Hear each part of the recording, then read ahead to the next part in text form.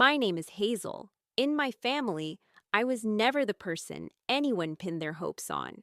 It wasn't because I lacked ambition or talent in any glaring way. I was simply quiet. While my older brother Ethan figured out early how to dominate conversations, claim space, and turn every interaction into an opportunity for himself, I learned to sit back, listen, and notice things others missed. My parents celebrated his boldness, his confidence, his inevitable success. When they spoke of me, the words were softer, almost apologetic. Hazel is gentle. Hazel is thoughtful. Hazel doesn't demand much. What they truly meant was that I was convenient. I didn't disrupt. I didn't challenge. I faded comfortably into the background. The only one who ever looked deeper was my grandfather, William Carter. To everyone else, he was a legend, the self-made billionaire who started with nothing and built an empire that made boardrooms fall silent when he entered. Bankers laughed too loudly at his dry remarks. Politicians answered his calls on the first ring, but to me he was simply Grandpa Will, the man who drank his coffee black and scalding, who disliked unnecessary chatter, and who once told me that silence is the only honest mirror we have. When his health began slipping away, the rest of the family became suddenly, conspicuously busy.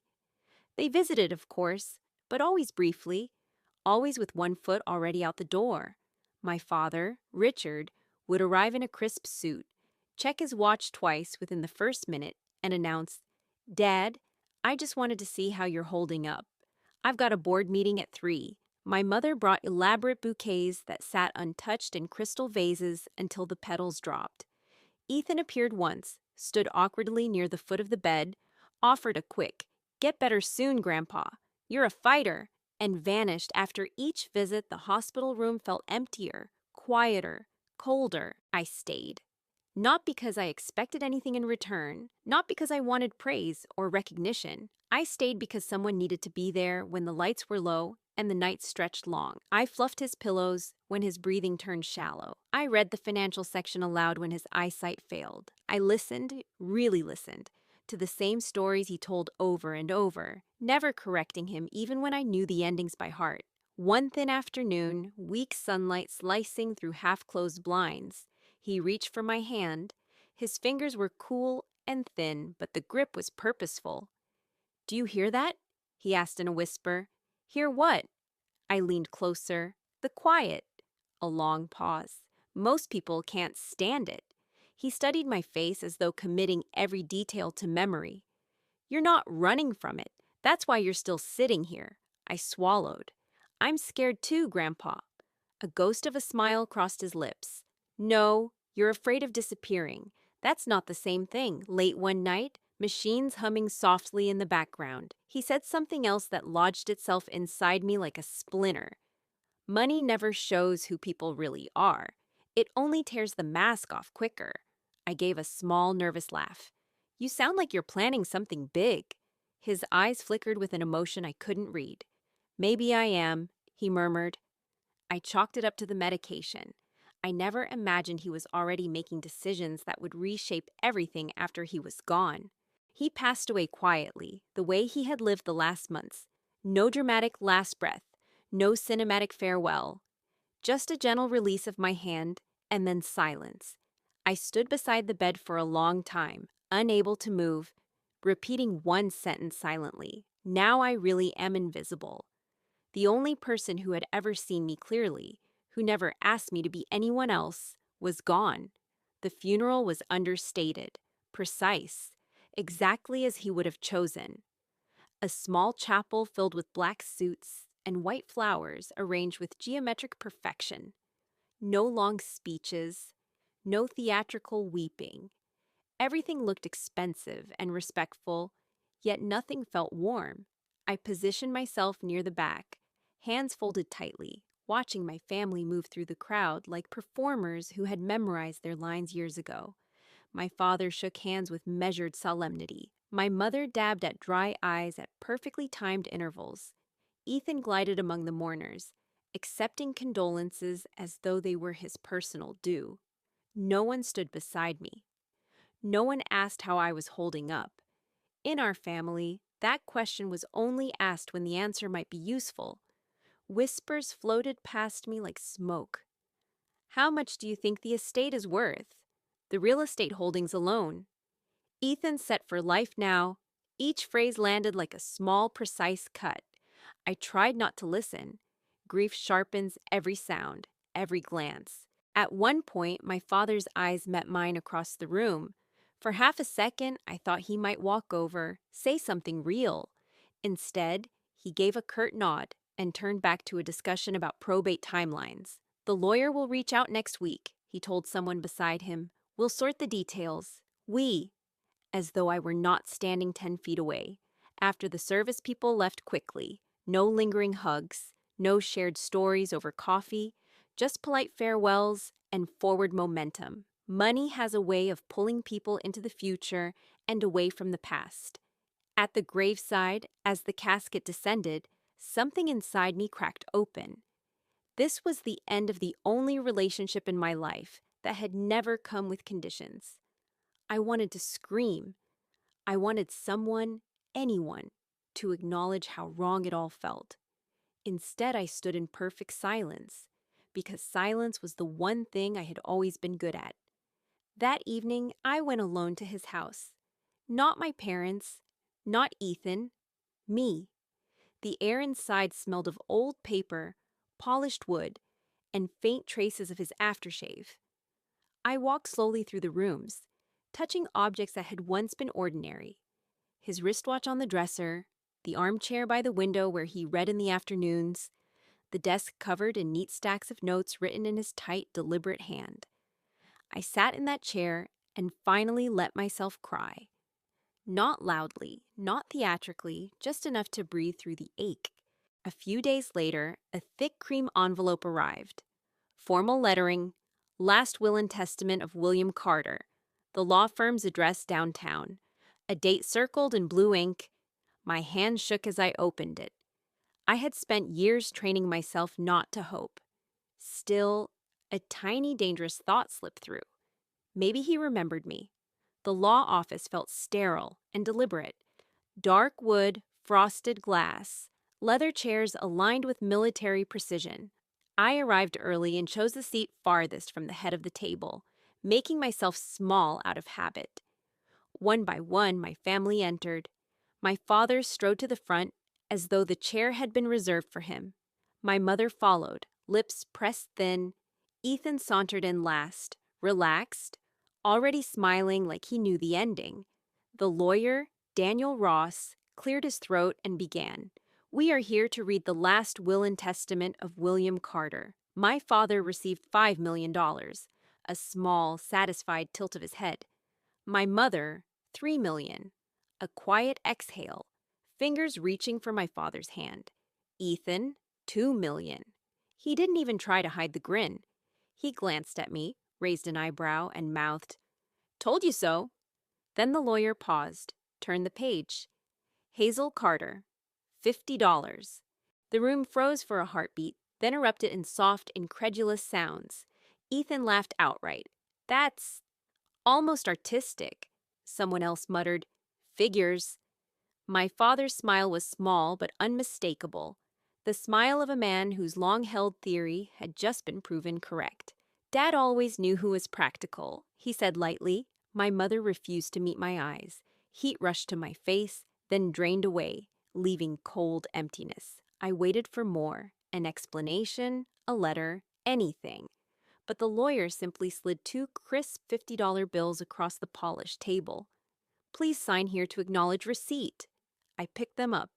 They felt heavier than paper should. The room buzzed with whispers and shifting chairs, the quiet satisfaction of people who had received exactly what they expected.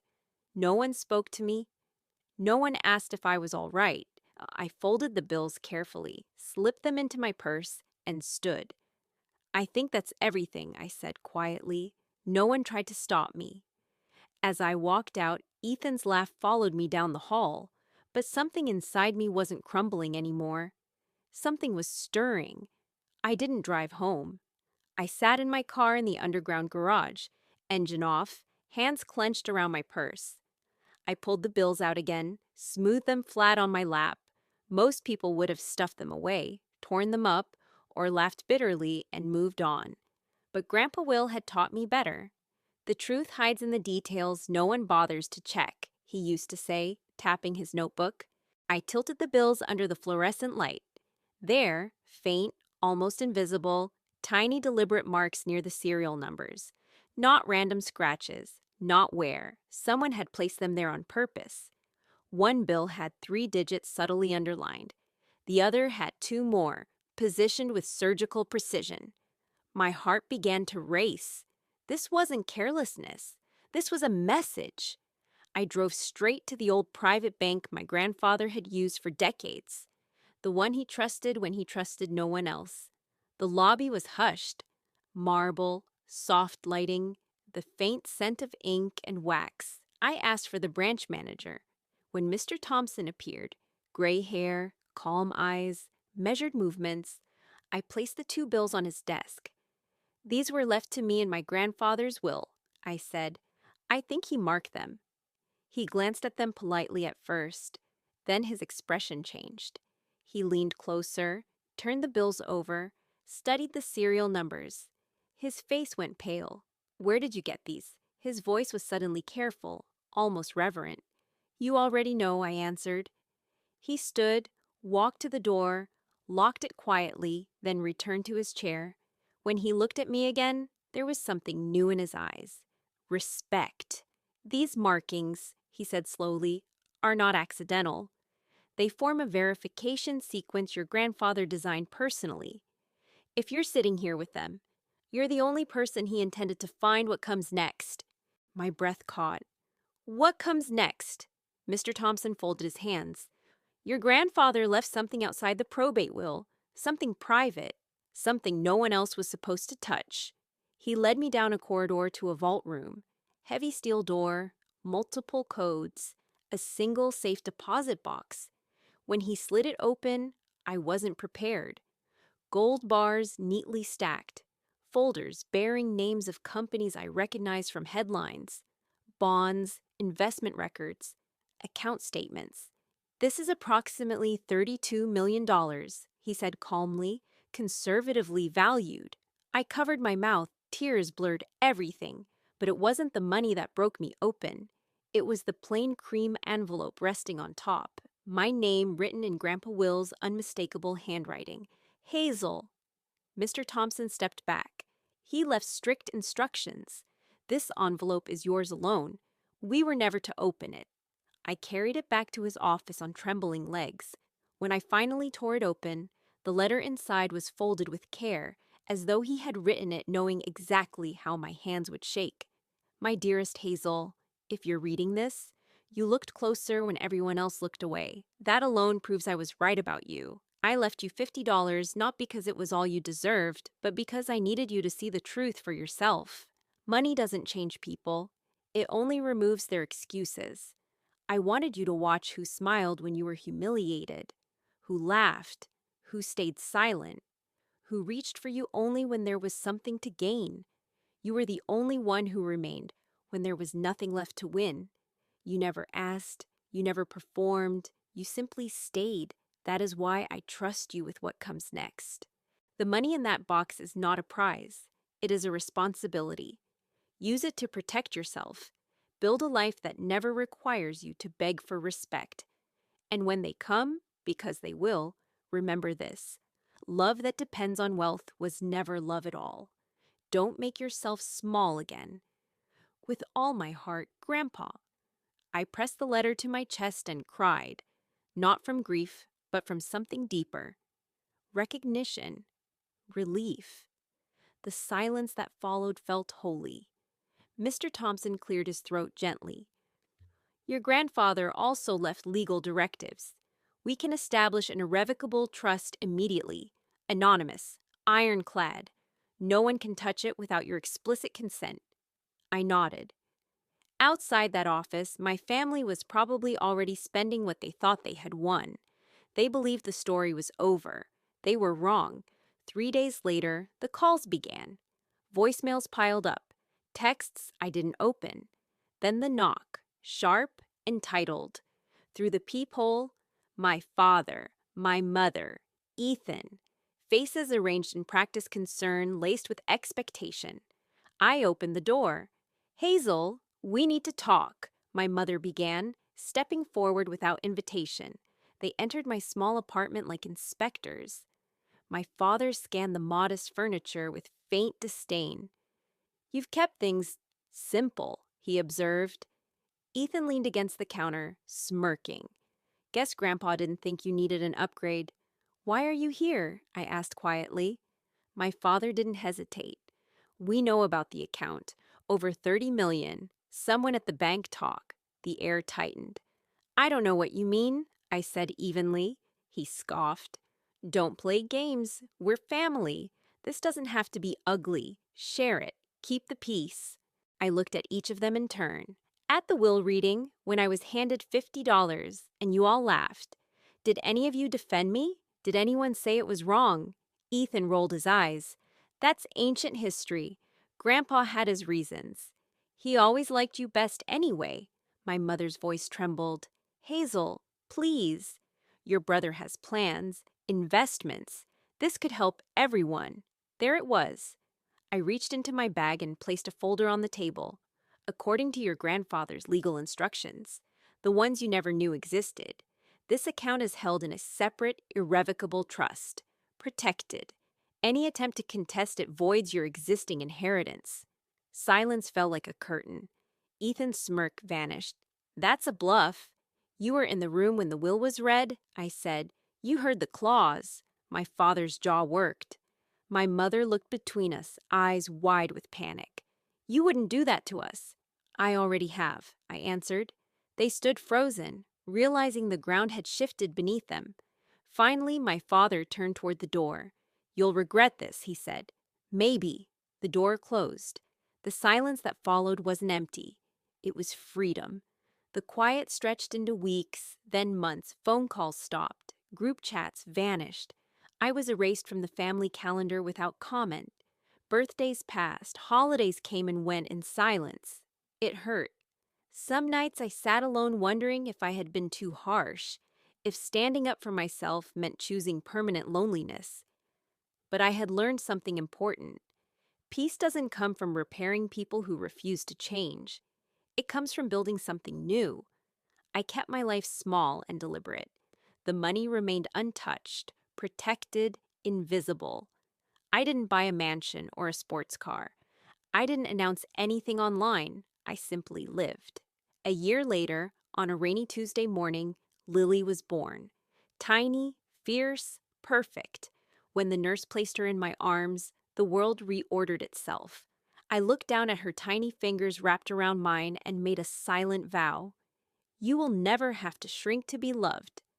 My parents didn't visit the hospital. No flowers, no messages. And for the first time, that absence didn't shatter me. Because I finally understood what Grandpa Will had known all along. Family isn't who shows up when there's wealth on the table. It's who stays when there is nothing left to gain. Years have passed now. Lily laughs without fear. She grows without conditions. I built a life the way he taught me, simple on the surface, unbreakable at the core. I invest carefully. I fund scholarships for women escaping controlling families. I donate quietly to legal aid organizations that help people trapped by the lie that family is family, no matter what. People sometimes ask if I regret it, if I regret not sharing, if I regret the label of being cold, selfish, unforgiving. I don't. Regret only comes when you betray your own truth. For once in my life, I didn't. Grandpa Will didn't leave me $50. He didn't even leave me $32 million. He left me clarity. He showed me who would laugh when I was diminished, who would stay silent, who would only reach for me when it served them. And, most importantly, he showed me who I could become when I stopped asking permission to exist. The real inheritance wasn't wealth. It was courage, the strength to stand alone, the freedom to say no, and the peace that comes from building a family rooted in love instead of control. When I watch Lily now, fearless, curious, whole, I know exactly what he gave me. not money, peace, and that was worth more than every dollar he ever earned.